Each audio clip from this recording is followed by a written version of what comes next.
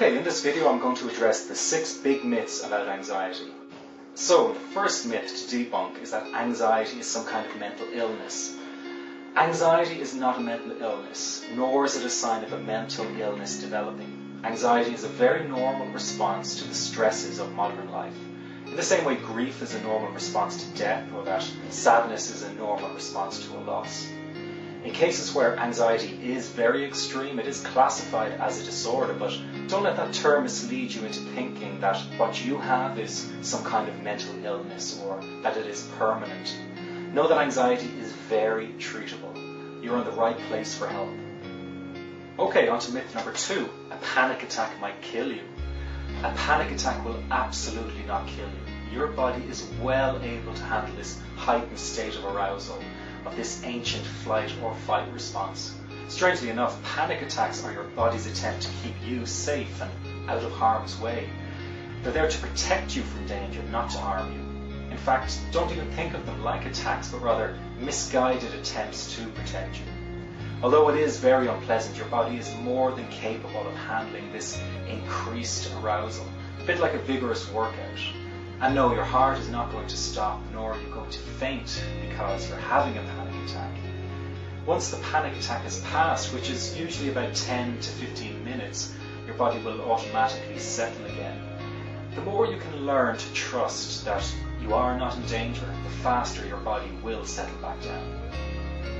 The third myth to debunk is that distraction ends anxiety. People often get advice on how to distract themselves when anxious. They learn things like how to think happy thoughts or to snap a rubber band around their wrist every time they feel anxious. Distraction doesn't work for the simple reason that what you resist persists. If you hide or run from your anxiety, it just tends to get worse.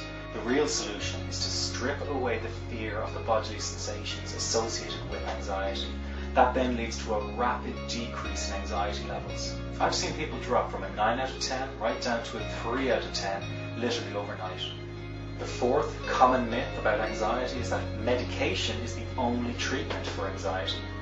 Although medication can be helpful for certain cases of extreme anxiety, scientific research shows that therapeutic approaches tend to be more effective than medication for the long-term treatment of anxiety. The real benefits of using a therapeutic approach is that you avoid having any of the paradoxical side effects of anxiety medication. The fifth and most irritating myth for me about anxiety is that anxious people are weak or soft. This couldn't be further from the truth. Anxiety or panic attacks have nothing to do with weakness or a lack of courage. In fact, it's quite the opposite. People with anxiety actually do the bravest things. They get up each day and face their anxiety. They pick themselves up after every setback and deal with inner challenges that the average person never has to face. If you've not experienced the terrifying grip of a panic attack, you can't sit and judge an anxious person.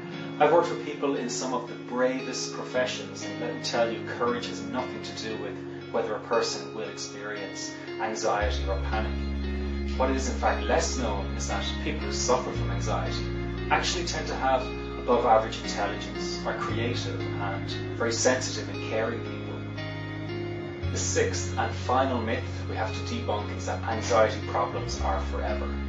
There is a common misconception that if a person suffers from anxiety that they will always have to deal with this problem. This is simply not true. You can end your anxiety problem for good. I've successfully taught thousands of people to do so. All it takes is a person's determination to get better.